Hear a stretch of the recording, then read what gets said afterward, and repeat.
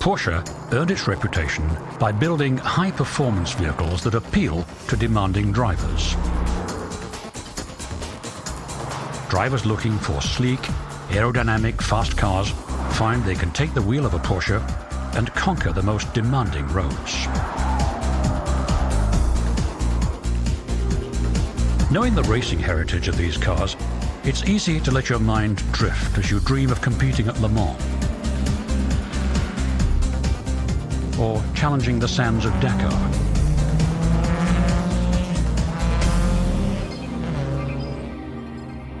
All Porsches share a common legacy of automotive innovation, no matter where they're driven. A legacy that began with the company's namesake, Dr. Ferdinand Porsche, early in the 20th century. Throughout his career, Porsche and his cars would lead the way. His designs were first noticed on Europe's roads as he developed several sporty vehicles for major German manufacturers.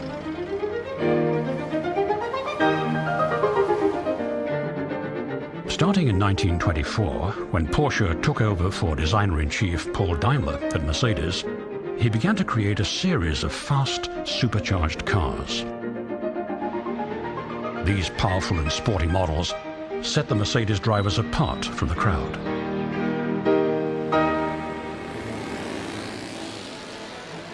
His most famous creations, the SS and SSK supercharged cars for Mercedes, were equally at home on the road or on the track. These cars had a low center of gravity that aided handling and lightweight but powerful engines. The superchargers tripled the amount of air going into the carburetor and pushed performance up to 300 horsepower. This was tremendous power for that time. Today, these cars have become collectors' favorites. Porsche's next project was designing a prototype car for Wanderer. This car was never mass-produced, and Wanderer soon merged with 4 other companies to form Auto Union. After the Wanderer, he began to work on a new, high-powered racing engine. This engine would form the basis for a series of revolutionary Grand Prix race cars, the Auto Union Silver Arrows. Like latter-day Porsches, these cars placed the engine behind the passenger compartment instead of in the front. And they were aerodynamic. They're considered to be the first modern race cars, far more advanced than anything else on the road at the time. These cars looked futuristic, but the combination of a mid-engine and independent suspension made them hard to handle. But especially skilled drivers like Bernd Rosemeyer and Tazio Nuvolari learned to control the cars. Auto Union and the Mercedes team dominated European Grand Prix racing in the 1930s. Backing both teams was a state subsidy from Adolf Hitler.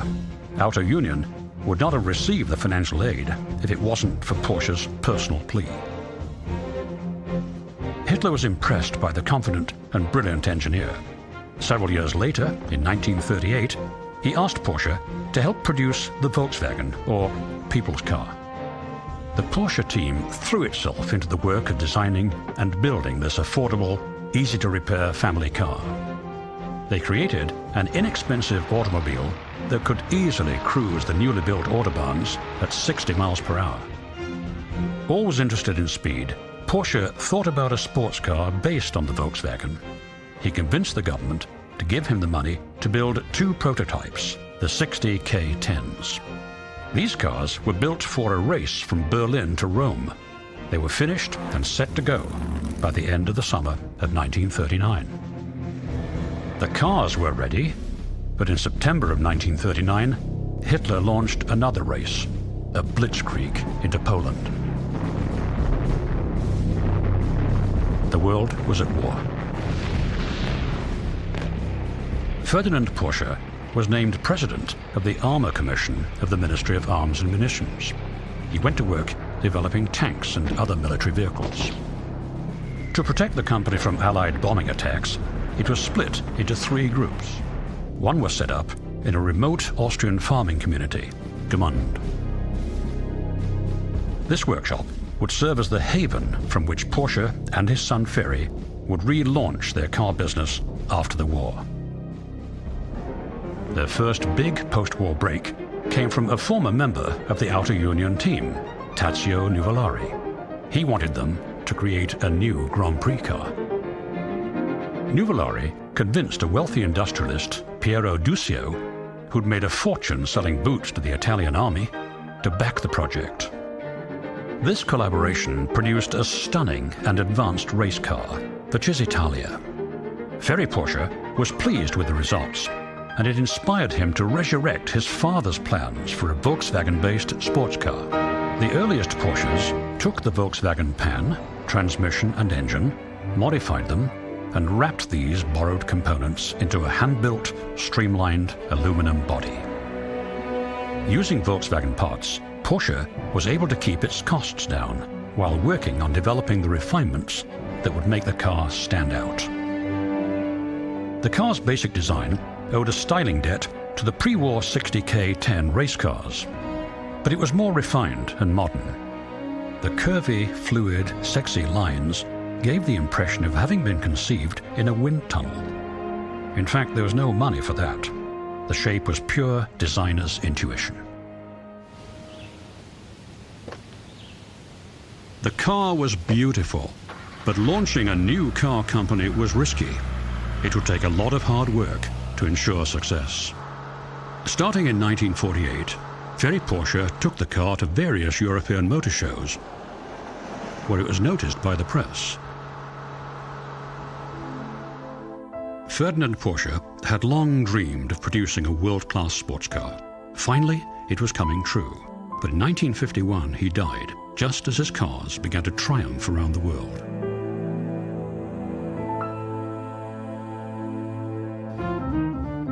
Ferry looked to an American, Max Hoffman, to help him grow the company by introducing the car to sports car fans in the United States. America was the land of low-cost, giant cars in the post-war era. Expecting to sell small sports cars in the American market seemed like a long shot. However, Ferry knew there was a passion in the United States for the small British MG sports cars. He hoped to capitalize on that interest. Hoffman thought he should redesign the car to make it look more like the MG. Although Ferry resisted, Hoffman agreed to represent the cars. The Porsche 356 offered more performance and style than the MG. It was more fun to drive and more reliable, although more expensive. It began to find a niche. By 1954, Hoffman was selling 11 cars a week, 30% of the factory's output. The car's design could add a little excitement to driving. The engine in the rear shifted the weight distribution, which could cause the car's back end to come loose during a turn. Drivers had to have a fast pair of wrists and a great seat-of-the-pants feel for driving. It was a test of skill. Some said, if you could drive a Porsche, you could drive anything. To spur demand, Ferry began to enter modified production cars into racing events. The 356s achieved a number of racing successes in Europe and in North America, including class wins at Le Mans in 1951 and 1952. By the mid-1950s, Porsche was able to develop cars built primarily for racing, the 550 series Spyders. These lightweight, open-topped two-seaters, with aluminum bodies sitting on a tubular frame, were spectacular and fast. In 1955, Porsche was ready to take the new Spyders to the 24-hour race at Le Mans. Ferry Porsche had high hopes for the factory team that would be competing against the world's best cars and drivers. Over 250,000 spectators gathered to watch Europe's classic sports race. They were thrilled watching the cars break records at every lap. the Porsche team was able to capture 2 class wins and came close to an overall victory. The Spyders became the dominant car in the sports car class around the world. Success on the track stimulated demand for the quick little Spyders, including from celebrities. Ladies and gentlemen, James Dean. Hi, Jimmy. Hi, Iggy. We asked Jimmy over today because he's a racing man himself. In 1955, the young actor James Dean, known for his love of fast cars, joined the Spyder buying bandwagon. With his new $6,000 Spyder capable of hitting 150 miles per hour, Dean became a fixture at weekend races in California.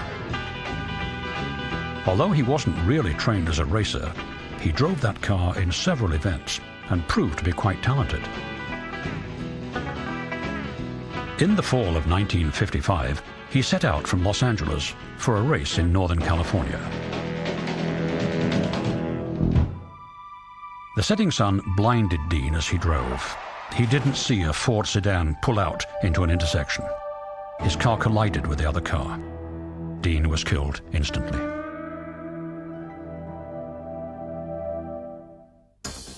As the 50s came to an end, it was clear that the 356 needed a makeover to keep its appeal. Ferry's son, Bootsy, took responsibility for designing the new body. In 1963, the new 901 debuted at the Frankfurt Auto Show. Peugeot claimed it owned the rights to car names with 3 digits and a 0 in the middle, so Porsche changed the name to the 911. The car's configuration was similar to the 356. Its engine was still in the rear and was air-cooled. However, it was more powerful since it had 6 cylinders instead of 4. This gave the new car a top speed of about 130 miles per hour. One thing the company lacked was an open roadster model of the 911. Safety concerns were mounting, so the designers developed an open car with a built-in roll bar. They called it the Targa. The 1967 Targa was a hit, but Porsche owners would have to wait until 1983 for a true cabriolet.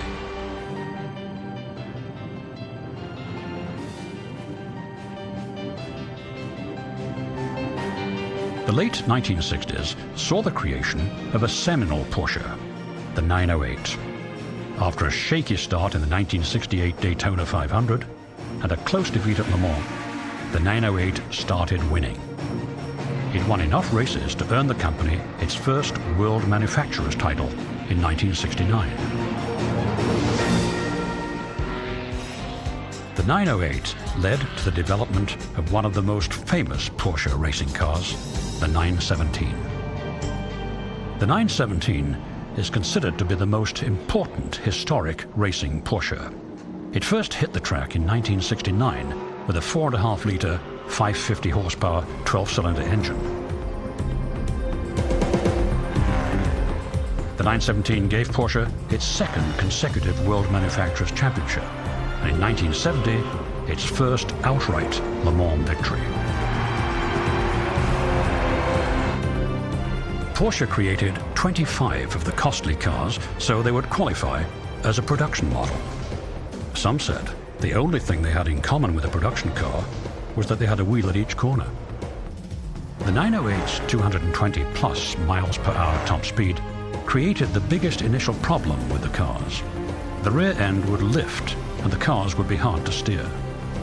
The problem was fixed by reshaping the tail into an upraised wedge.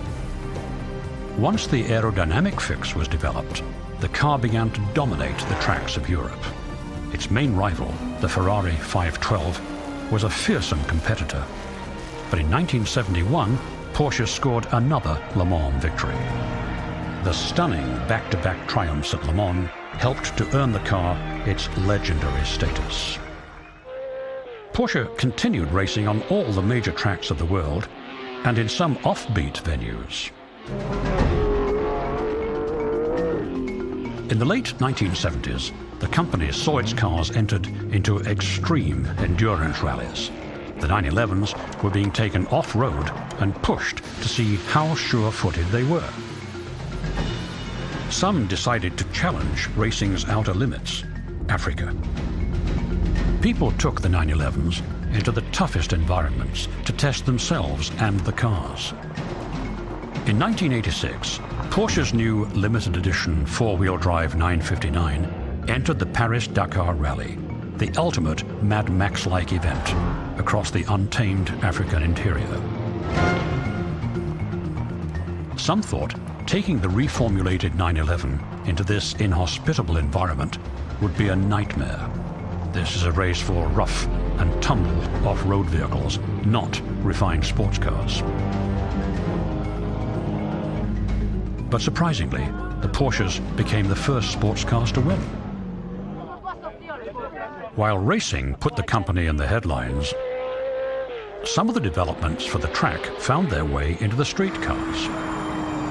The turbocharged racing engines gave rise to blisteringly fast turbo Carreras in 1975. These 160 mph cars stood out with wide flared fenders, fat tires and spoilers. They were the fastest production cars on the road. By the early 1980s, Ferry felt it was time to turn the company over to a new management team. This group of designers and engineers began to explore new versions of the 911. They even started to experiment with four-wheel drive.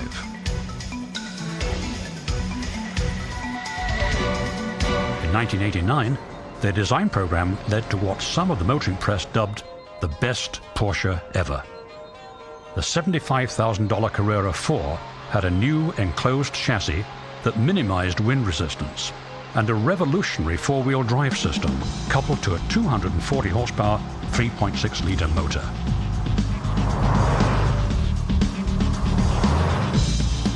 The aerodynamic body and undercarriage easily slid through the wind as the speedometer reached 160 miles per hour. While high-powered Porsches were revving up pulses, a smaller and inexpensive throwback to the early days of sports cars started to turn heads in 1989, the Mazda MX-5, or Miata, as it was known in the States. Mazda hit a nerve with this car. It was affordable, costing under $20,000, and fun to drive.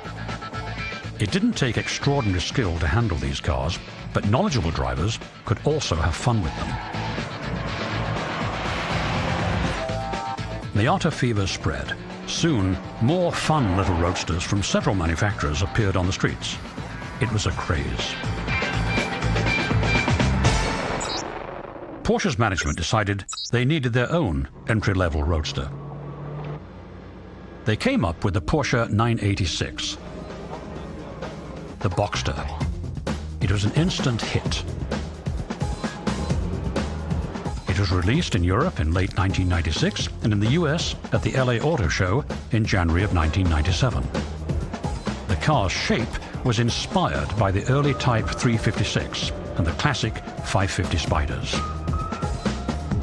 The heart of the Boxster is a six-cylinder Boxer engine. While it's mid-engined, the designers positioned it to make the car well-balanced yet agile.